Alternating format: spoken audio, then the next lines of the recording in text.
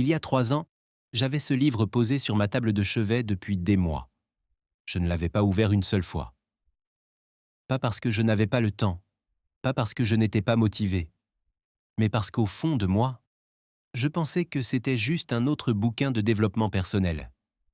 Un de plus, avec des promesses en couverture et du vide à l'intérieur.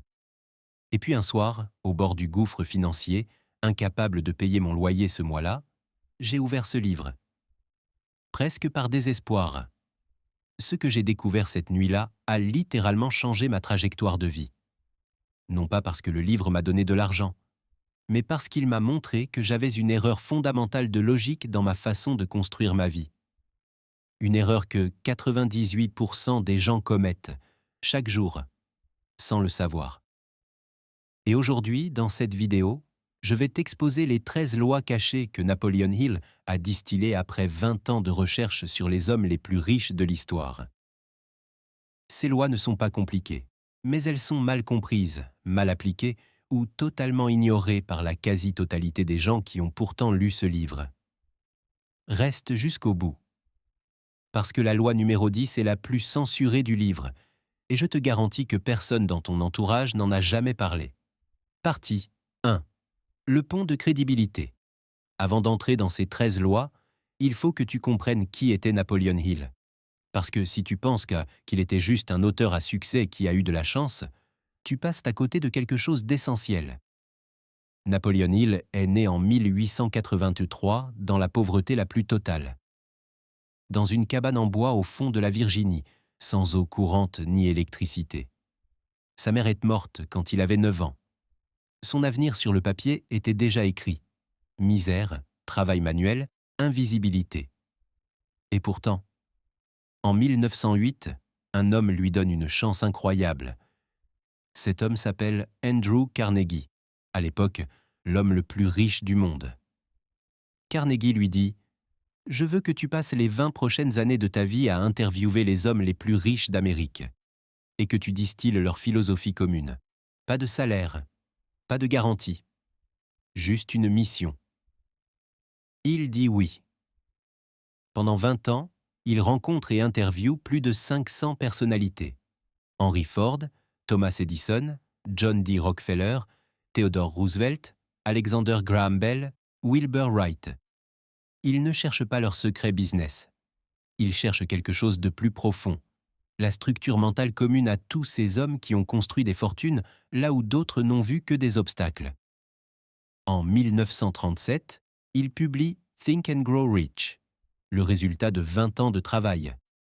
Un livre qui va se vendre à plus de 100 millions d'exemplaires dans le monde entier. Un livre qui a inspiré la quasi-totalité des auteurs de développement personnel que tu connais aujourd'hui. Moi, quand j'ai découvert ça, j'ai été frappé par quelque chose.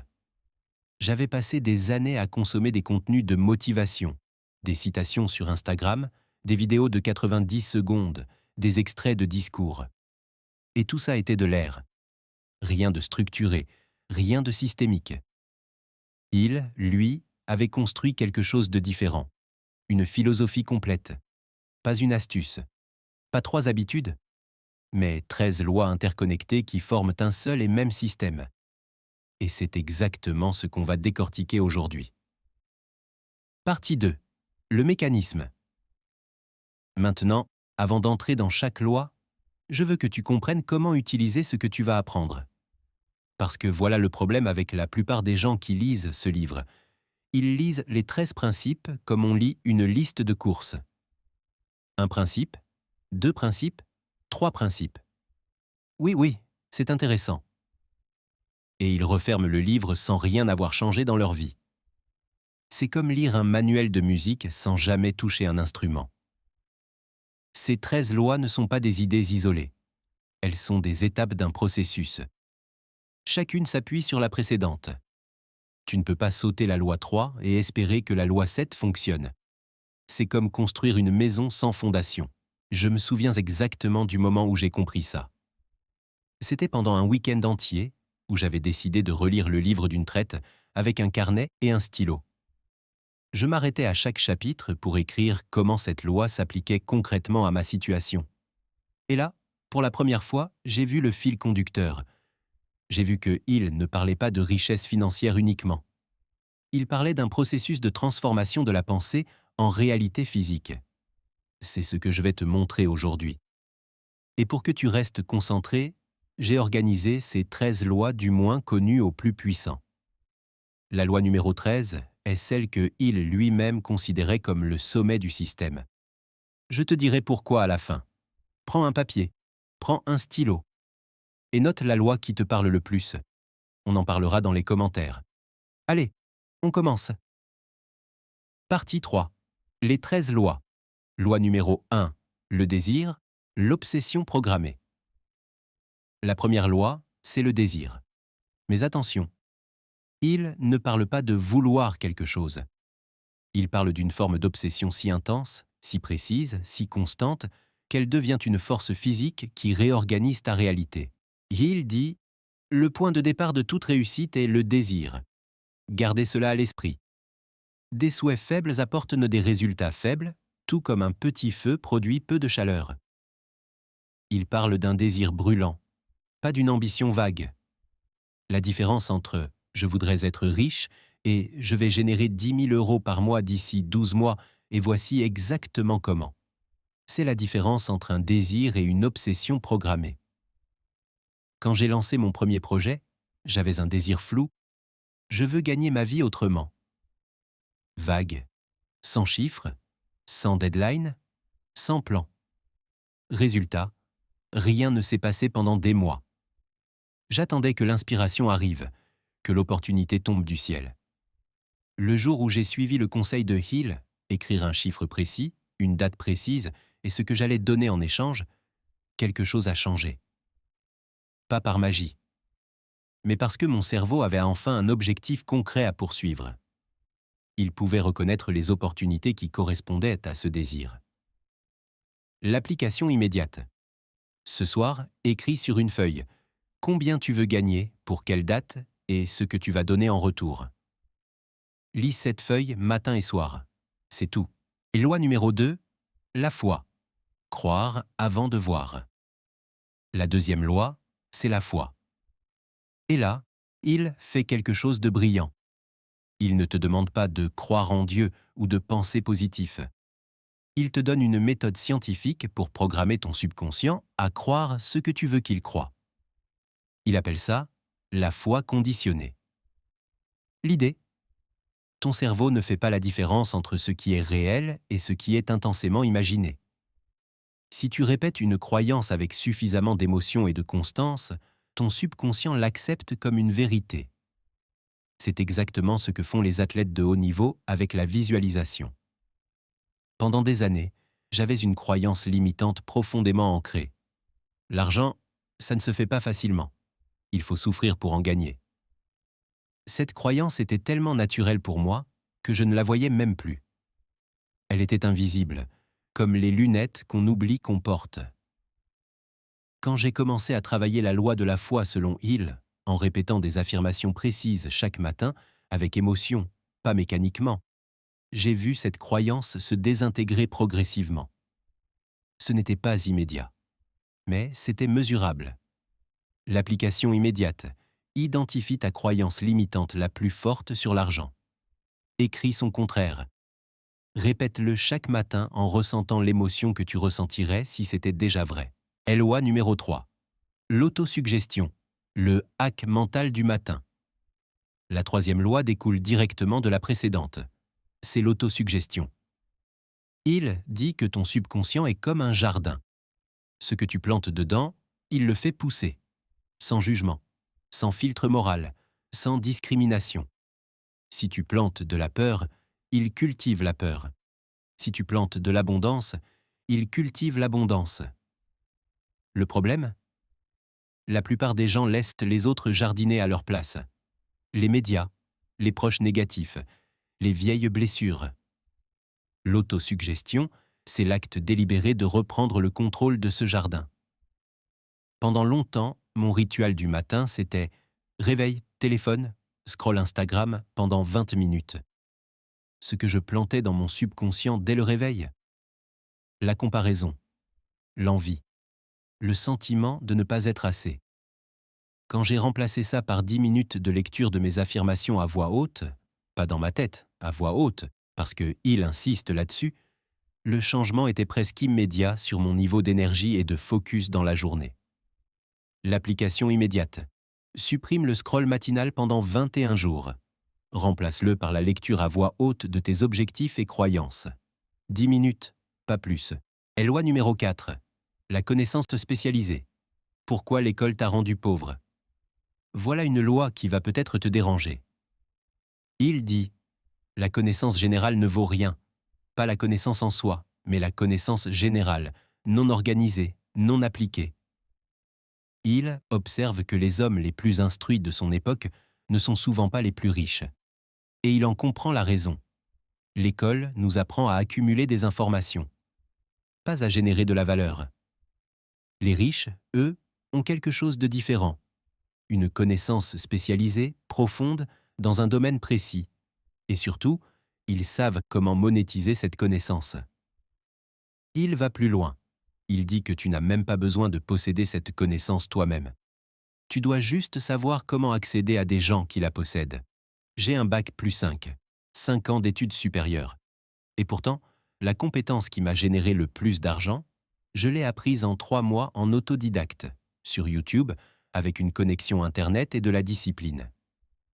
Le diplôme m'avait donné une crédibilité sociale, mais la connaissance spécialisée m'avait donné une valeur économique réelle. Il avait tout compris en 1937.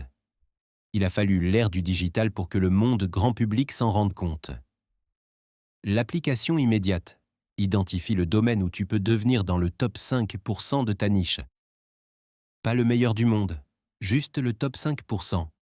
C'est suffisant pour créer une valeur rare et monétisable. LOI numéro 5. L'imagination. L'atelier secret des fortunes. Il distingue 2 types d'imagination. Et cette distinction change tout. L'imagination synthétique, réarranger des concepts existants de nouvelles façons. C'est ce qu'utilisent 99% des entrepreneurs.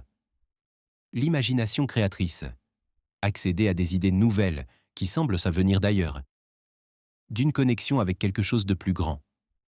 Il pense que c'est la source des grandes fortunes. Ford n'a pas inventé le moteur. Il a imaginé une nouvelle façon de l'assembler. Edison n'a pas inventé la lumière électrique. Il a imaginé un système pour la rendre accessible à tous. L'imagination n'est pas réservée aux artistes. C'est l'outil numéro 1 des bâtisseurs de richesse. Il y a quelques années, j'avais une idée de projet. Mais à chaque fois que j'en parlais autour de moi, les réactions étaient la moitié les mêmes. Ça existe déjà. C'est trop risqué. C'est pas réaliste. Et j'ai failli abandonner. Ce qui m'a sauvé, c'est de comprendre la distinction de Hill. Peu importe que ça existe déjà. La question n'est pas l'idée, c'est comment tu l'imagines et tu l'exécutes différemment. J'ai continué. Et c'est devenu une des meilleures décisions que j'ai prises. L'application immédiate, chaque semaine, consacre 30 minutes à imaginer, sans contrainte, sans filtre, comment tu pourrais résoudre un problème dans ton domaine d'une façon radicalement différente. Ne juge pas. Génère d'abord. Loi numéro 6. La planification organisée. Le plan que 98% sautent. Voilà une des lois les plus sous-estimées du livre. Tout le monde veut la richesse. Peu de gens veulent planifier la richesse. Il dit « Un désir sans plan, c'est un rêve. Un désir avec un plan précis et exécutable, c'est un objectif. » Mais il va encore plus loin. Il dit que ton premier plan sera probablement mauvais et que c'est normal. La clé, c'est de créer un plan, de le tester, de l'ajuster et de répéter. Pas d'attendre le plan parfait. Il appelle ça la planification flexible, une direction fixe, mais une méthode adaptable. Mon erreur pendant des années, c'était de tout planifier dans ma tête. J'avais des systèmes mentaux complexes, des stratégies élaborées, et aucune d'elles n'était écrite.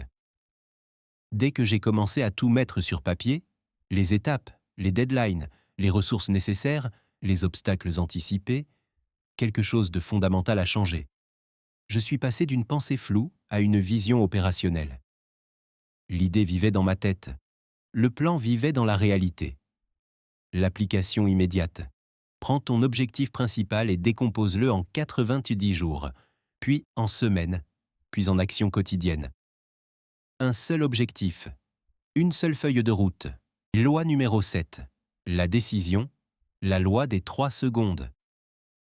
Il a étudié les 500 hommes les plus riches de son époque et a trouvé un trait commun absolu. Ils prenaient leurs décisions rapidement et changèrent d'avis lentement. Les pauvres, eux, prenaient leurs décisions lentement, par peur, par procrastination, et changèrent d'avis rapidement, sous la pression des autres. La lenteur de décision est l'un des symptômes les plus courants et les plus coûteux de la pensée moyenne. Chaque décision non prise est une décision par défaut de rester au même endroit. Il y a 2 ans, j'ai eu une opportunité. Une collaboration qui pouvait changer la trajectoire de mon projet. J'avais 48 heures pour décider. J'ai analysé, suranalysé, demandé 10 avis différents. Et quand j'ai finalement dit oui, il était trop tard. L'opportunité était passée. Ce jour-là, j'ai compris que l'hésitation a un coût. Un coût invisible, mais réel. Depuis, j'utilise la règle des 3 secondes pour les petites décisions et la règle des 24 heures maximum pour les grandes. Sans exception. L'application immédiate. Identifie une décision que tu repousses depuis plus d'une semaine. Prends-la aujourd'hui. La clarté ne vient pas avant la décision, elle vient après.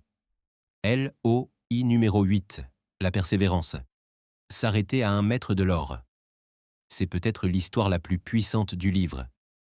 Il raconte l'histoire de R.U. Darby, un chercheur d'or qui investit tout dans une mine. Il trouve une veine prometteuse. Fort, fort, fort.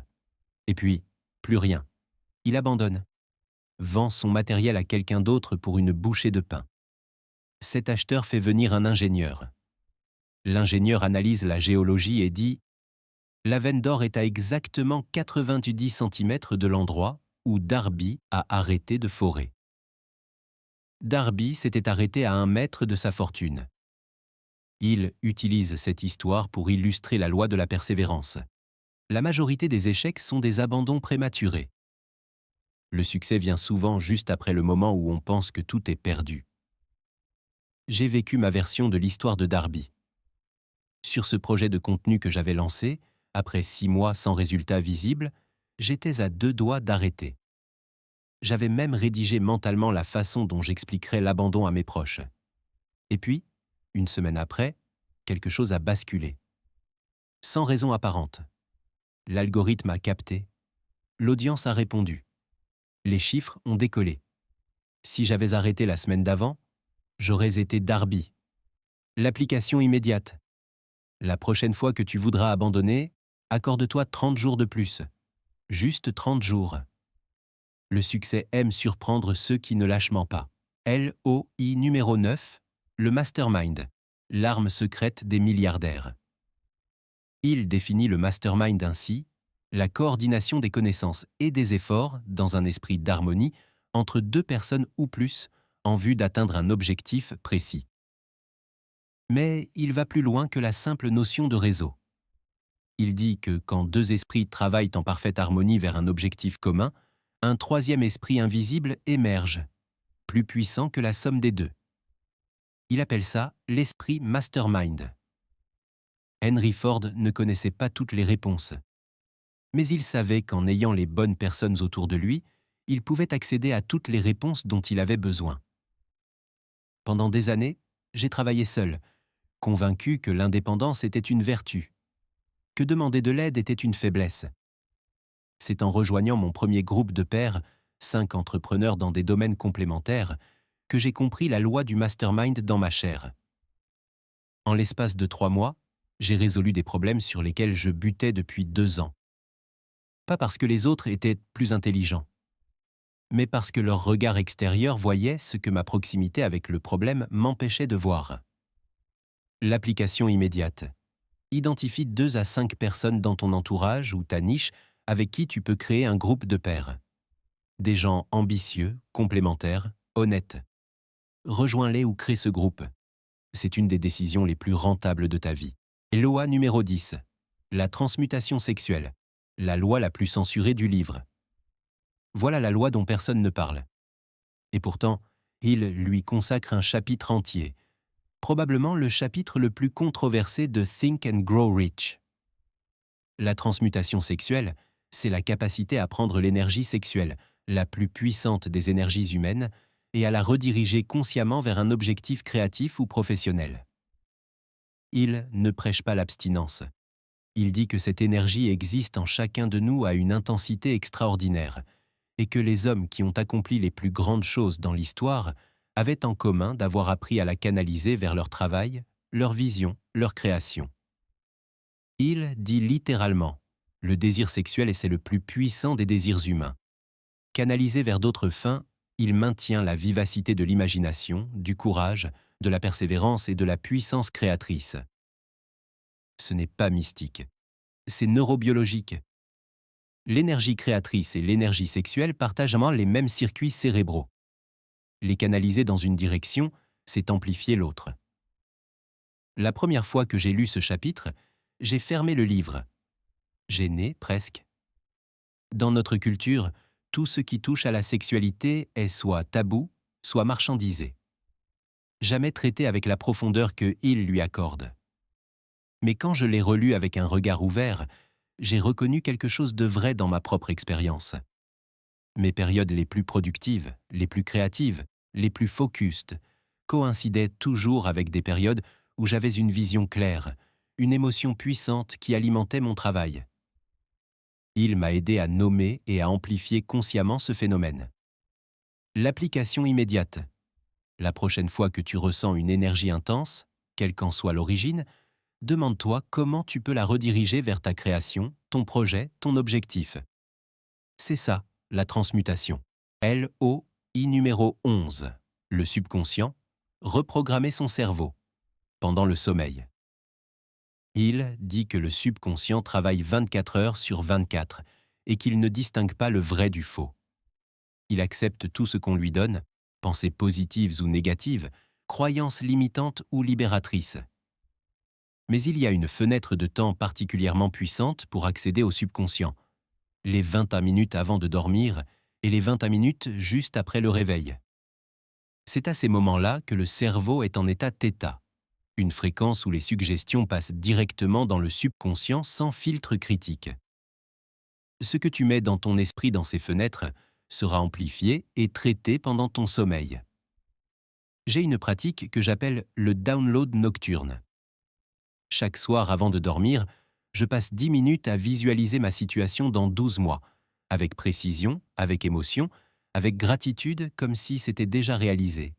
Pas pour me donner bonne conscience, mais parce que j'ai mesuré l'impact sur ma qualité de focus le lendemain matin. Le matin, je me réveille souvent avec des idées que je n'avais pas la veille.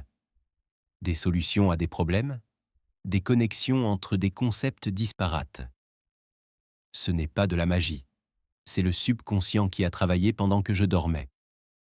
L'application immédiate. Ce soir, avant de dormir, relis tes objectifs à voix basse. Visualise le résultat final pendant 5 minutes. Fais-le avec émotion. Et observe ce qui se passe le lendemain matin. LOI numéro 12. Le cerveau, la station de transmission. Cette loi est la plus avant-gardiste du livre, et peut-être la plus difficile à accepter rationnellement.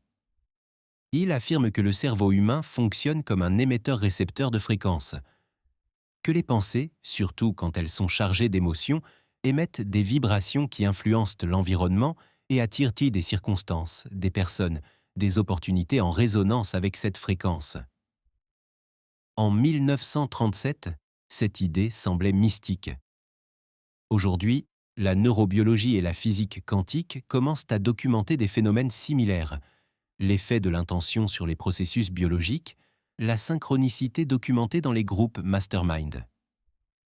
Il ne te demande pas de manifester. Il te dit que ton cerveau est un outil de transmission et que la qualité de ce que tu transmets détermine la qualité de ce que tu attires.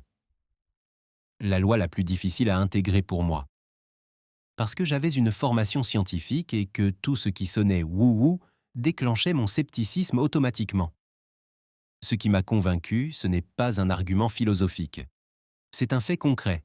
Dans les 6 mois suivant le changement de ma fréquence mentale, la qualité des personnes qui sont entrées dans ma vie, des opportunités qui se sont présentées, a changé de façon statistiquement inexplicable par la seule logique du hasard. Je ne dis pas que c'est de la magie. Je dis que quelque chose se passe que la science commence à peine à comprendre. L'application immédiate. Surveille la fréquence dominante de tes pensées pendant une journée entière. Note le ratio pensée constructive/pensée destructive. Ce ratio est probablement une photographie fidèle de ta réalité actuelle. Loi numéro 13. Le 6e sens.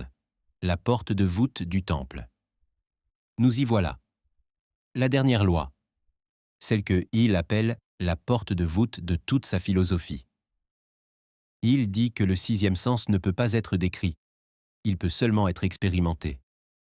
Après des années de pratique des 12 lois précédentes, quelque chose d'extraordinaire se développe. Une capacité à recevoir des informations par voie non conventionnelle. Une intuition qui dépasse la simple logique. Un sens profond de ce qui est juste, de ce qu'il faut faire, du moment où il faut agir. Hill l'appelle le cerveau créatif. C'est l'état dans lequel Edison tombait dans ses micro-siestes créatives. L'état dans lequel les grandes décisions se prennent, non pas par calcul, mais par connaissance intérieure soudaine. Ce n'est pas mystique dans le sens irrationnel, c'est le stade ultime d'intégration de toutes les lois précédentes. Quand les 12 premières lois sont maîtrisées et incarnées, le 6e sens émerge naturellement. Il y a des décisions importantes que j'ai prises dans ma vie, des décisions que la logique ne justifiait pas complètement, et qui se sont révélées être les meilleures décisions de ma vie, et des décisions que la logique validait à 100%, et qui ont été des désastres. Il y a quelque chose dans l'être humain, appelons-le intuition, 6e sens, intelligence du corps, qui traite des informations que le cerveau analytique ne capte pas. Il avait compris ça avant tout le monde. Le 6e sens n'est pas inné. Il se développe. C'est la récompense de ceux qui ont travaillé les 12 premières lois avec discipline et constance. L'application immédiate. Commence à noter tes intuitions. Quand tu ressens quelque chose fortement, sur une décision, une personne, une opportunité, note-le. Et note ce qui se passe ensuite. Tu vas commencer à mesurer la précision de ton 6e sens. Et en le mesurant, tu vas l'affiner. Si tu es encore là, bravo. Parce que ce que je vais te donner maintenant, c'est ce que Hill cache à la toute fin de son livre. Ce que presque personne ne lit parce que la plupart abandonnent avant d'arriver là. Hill consacre un chapitre final aux 6 fantômes de la peur. Il dit que toute la richesse du monde ne peut pas compenser les dégâts causés par ces 6 peurs fondamentales. Les voilà. La peur de la pauvreté, la plus destructrice de toutes. La peur de la critique, elle paralyse l'action avant même qu'elle commence. La peur de la maladie, souvent auto-réalisatrice. La peur de perdre l'amour, source de jalousie et de dépendance.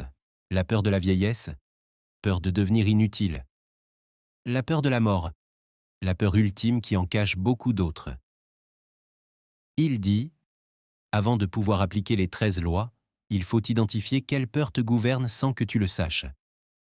Moi, c'était la peur de la critique, profondément ancrée.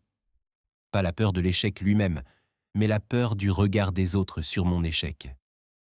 Cette peur m'a fait rater plus d'opportunités que n'importe quel obstacle externe. Le jour où je l'ai identifié, nommé et décidé de l'ignorer consciemment, quelque chose s'est libéré.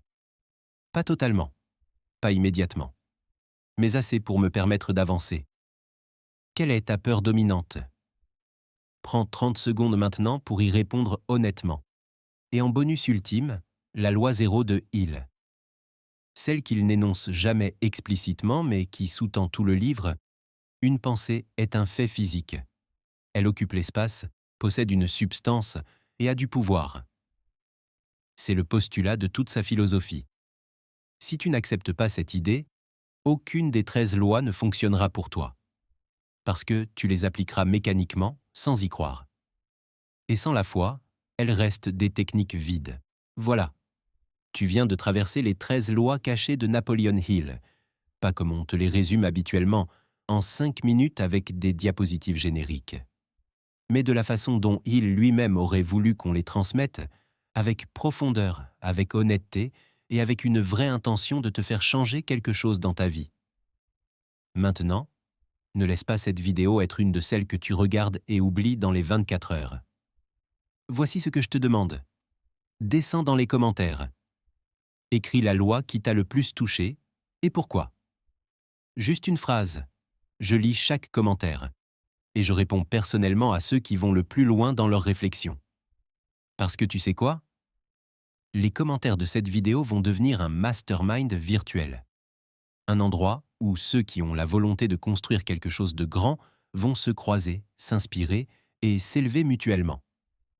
Et si cette vidéo t'a apporté quelque chose, une idée, une prise de conscience, même une simple confirmation que tu étais sur la bonne voie, alors clique sur le bouton « Like ».